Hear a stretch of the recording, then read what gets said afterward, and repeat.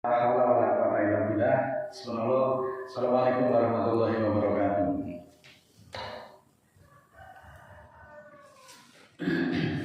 Alhamdulillahilladzi khalaqa samawati wal arda wa ja'ala dhulumati ila nur summa ladina kafaru bi rabbihim yadilun waladzi khalaqakum min tin summa qadara ajalan wa ajal musamma indahu summa antum tamtarun wa wallahu samawati wa bil ardi ya'lamu sirrakum wa jahrakum wa ya'lamu ma taksibun. Asyhadu an la ilaha illallah wahdahu la syarika lah innama huwa ilahun wahid. Allahu la ilaha illa huwa rabbul arsyil azim. Allahu la ilaha illa huwal hayyul qayyum. Allahu la ilaha illa huwa rahmanur rahim. Qala ta'ala fil Qur'anil Karim, a'udzu billahi minasy syaithanir rajim. Bismillahirrahmanirrahim. Wa in ta'adzana rabbukum la in syakartum la azidanakum wa la in kafartum inna 'adzabi lasyadid. Segala pujian hanya untuk Allah, Rabb seluruh alam yang telah menciptakan samawat dan bumi dan menciptakan gelap dan terang atau siang dan malam. Namun orang-orang kafir mempersekutukan sesuatu dengan Tuhan mereka. Marilah saudaraku mengawali prolog kita pada majelis ilmu pada siang hari ini.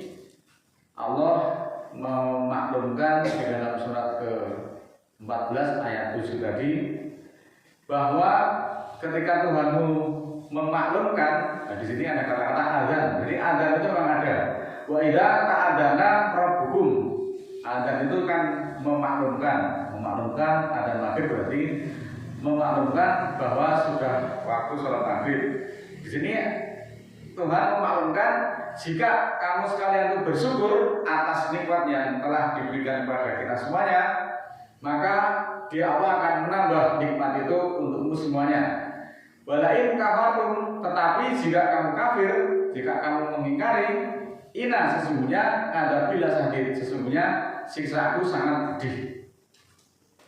Saudaraku yang berkaitan dengan nikmat yang diberikan Allah kepada kita itu dapat berupa petunjuk, iman, kesehatan, kekayaan maupun kecerdasan ataupun juga kesempatan. Namun jika semuanya digunakan untuk melakukan perbuatan yang tidak baik, maka nikmat tersebut dapat berubah menjadi siksaan. Nikmat berupa iman dan petunjuk adalah nikmat yang sangat berharga dan sangat penting bagi manusia. Karena iman adalah keyakinan hati dan pengakuan secara lisan terhadap Allah sebagai satu-satunya Tuhan dan Muhammad itu sebagai Rasul-Nya. Petunjuk juga dapat menjadi panduan hidup yang membantu manusia membuat keputusan yang tepat di dalam menjalani hidup dengan bijak. Kemudian petunjuk juga dapat menjadi penerangan yang membantu manusia menghindari kesesatan di dalam menjalani hidup dengan jalan yang lurus. Orang yang mengubah nikmat menjadi siksaan adalah mereka yang menggunakan nikmat yang diberikan oleh Allah untuk melakukan perbuatan-perbuatan yang tidak baik, yang tidak selaras dengan petunjuk Allah yang ada di dalam Al-Quran, ataupun kegiatan-kegiatan yang menyimpang dari hukum-hukum Allah, dari ajaran-ajaran Al-Quran. Mari kita simak petunjuk Allah yang ada di dalam Al-Quran surat 14 ayat 28. A'udzubillahi minasyaitonir rajim. Bismillahirrahmanirrahim.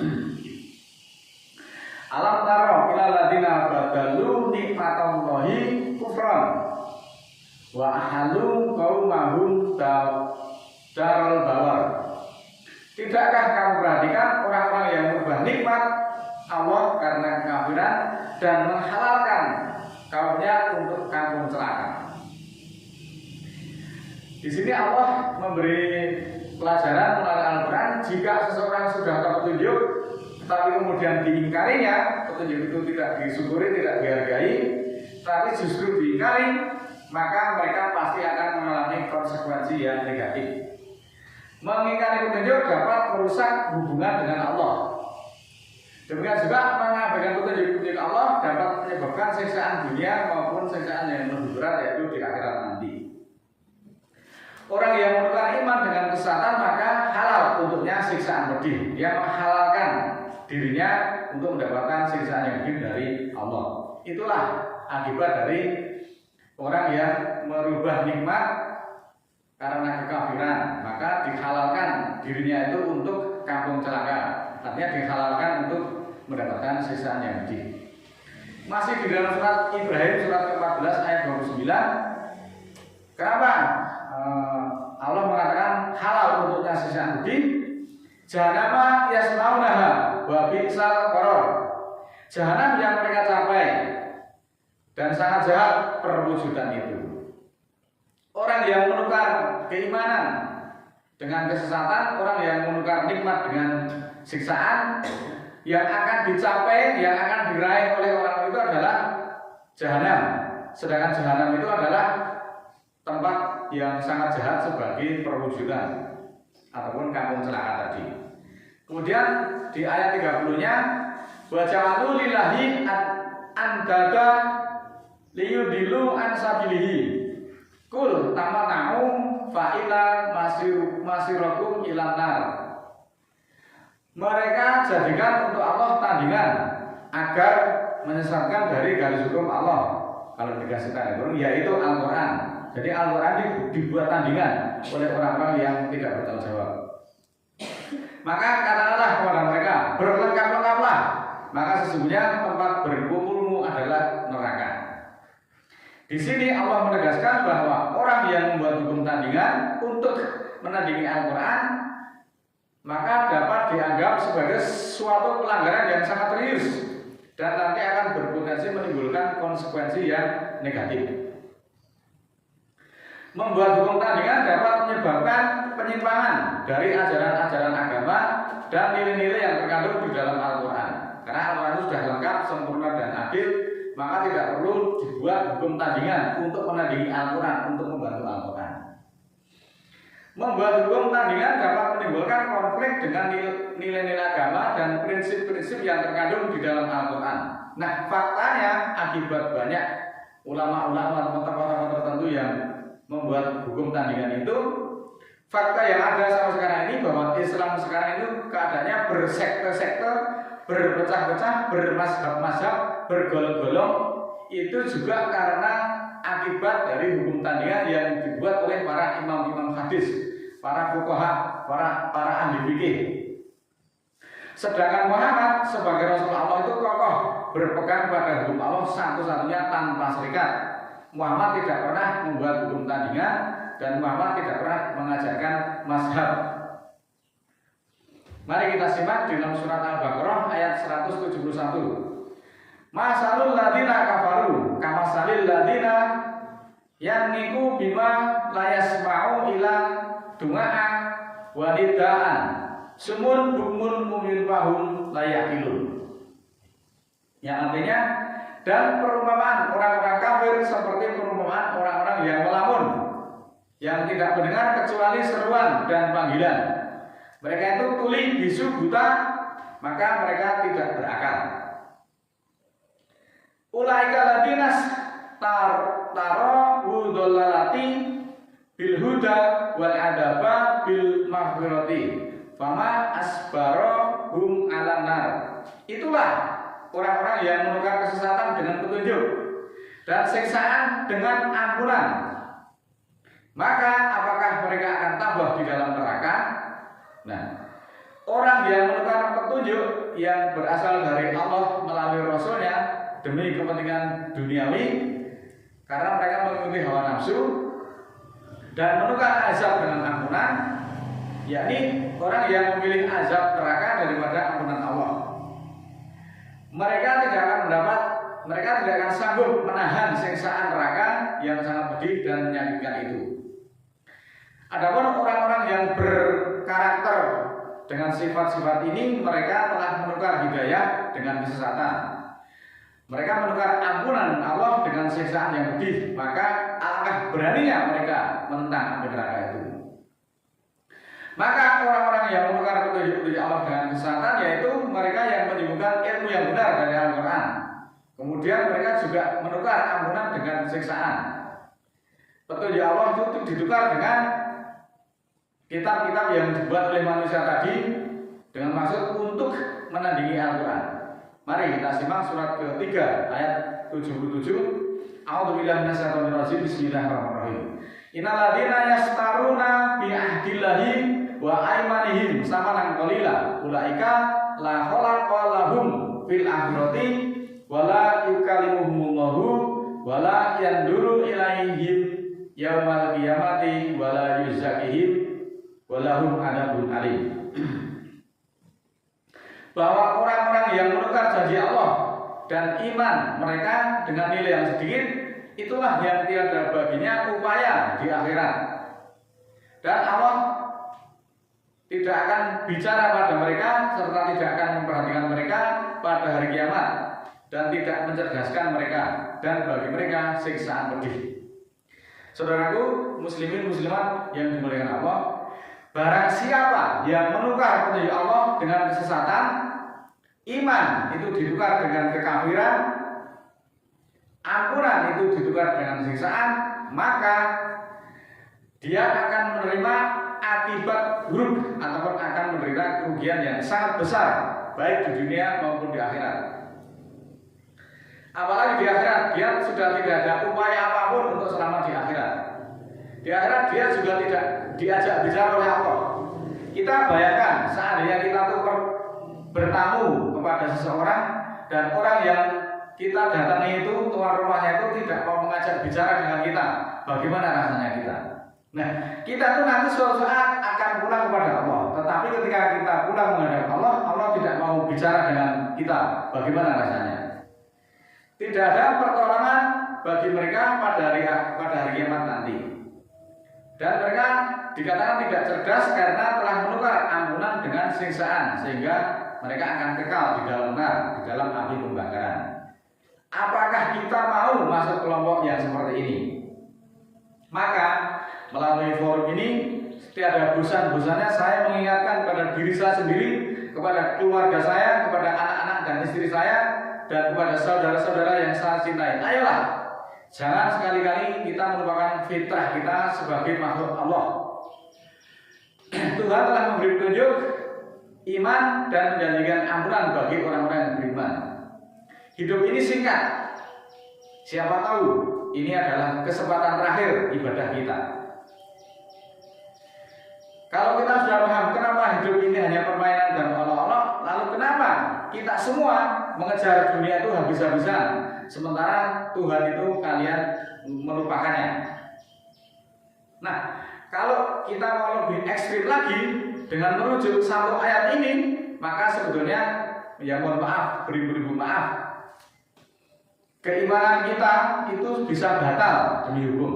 Tidak perlu mengingkari ratusan atau ribuan ayat.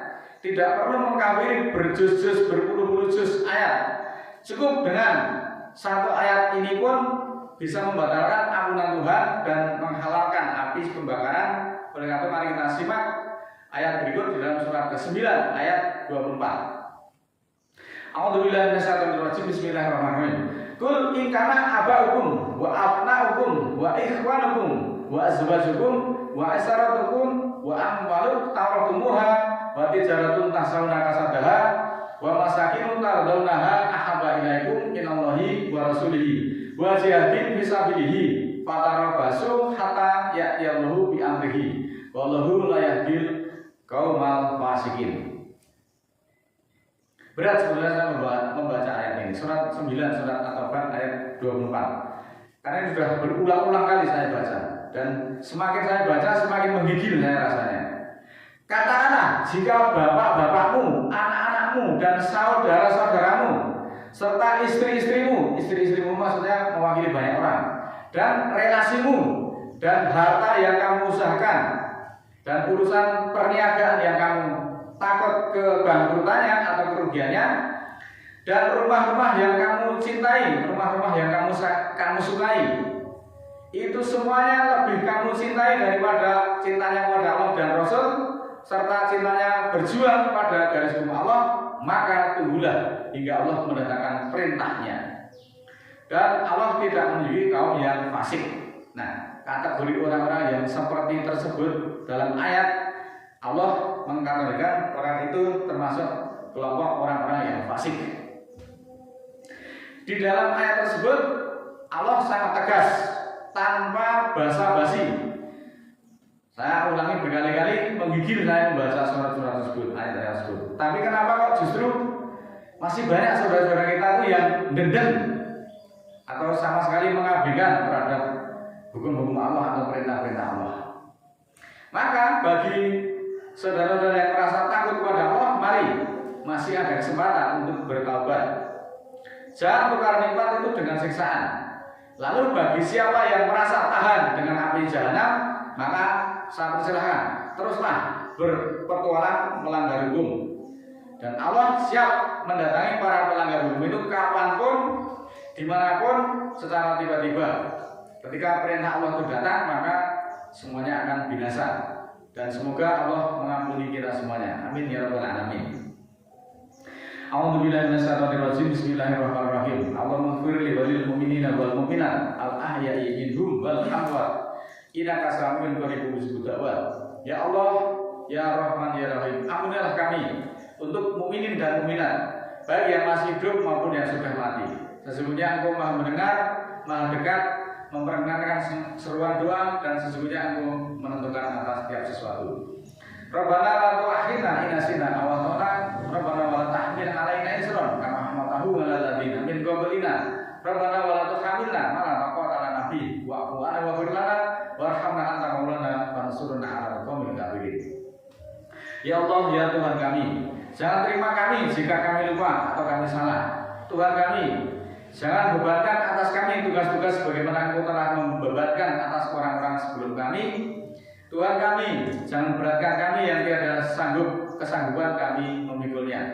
Dan maafkanlah kami, dan ampunilah kami, serta hormatilah kami. Engkaulah pimpinan kami, maka tolonglah kami terhadap orang-orang yang kafir.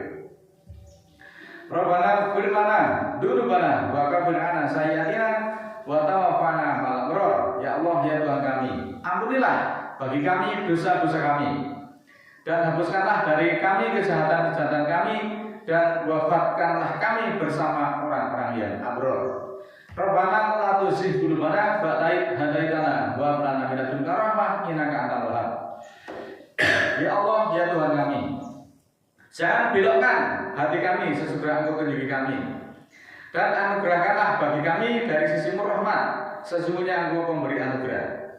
Rabbana firlana wa li ikhwanina alladzina sabaquna bil iman wa la taj'al fi qulubina ghillan lil ladzina amanu rabbana innaka ghafurur rahim. Ya Allah, ya Tuhan kami, ampunilah bagi kami dan saudara-saudara kami yang telah mendahului kami dengan iman, dan jangan Engkau jadikan dalam hati kami kekakan untuk orang-orang yang beriman. Tuhan kami, bahwa Engkau Maha Penyantun lagi Maha Penyayang. Rabbi auzi'ni an askura nikmataka allati an'amta 'alayya wa 'ala walidayya wa an amala sholihan tardahum wa aslih li fi dzurriyyati inni tubtu ilaika wa inni minal muslimin. Ya Allah, ya Tuhan kami, bawalah aku untuk mensyukuri nikmat-Mu yang telah Engkau nikmatkan atas ibu bapakku, dan untuk beramal soleh yang Mu ridhoi. Jadikanlah aku berbuat soleh pada keturunanku, dan aku bertobat kepadamu, dan aku termasuk muslimin. Subhana rabbika rabbil izzati amma yasifun wa salamun alal mursalin walhamdulillahi rabbil alamin. Maha suci Tuhanku, Tuhan kemuliaan tentang apa-apa yang mereka serikatkan, dan keselamatan atas para utusan. Walhamdulillahirabbil alamin. Assalamualaikum warahmatullahi wabarakatuh.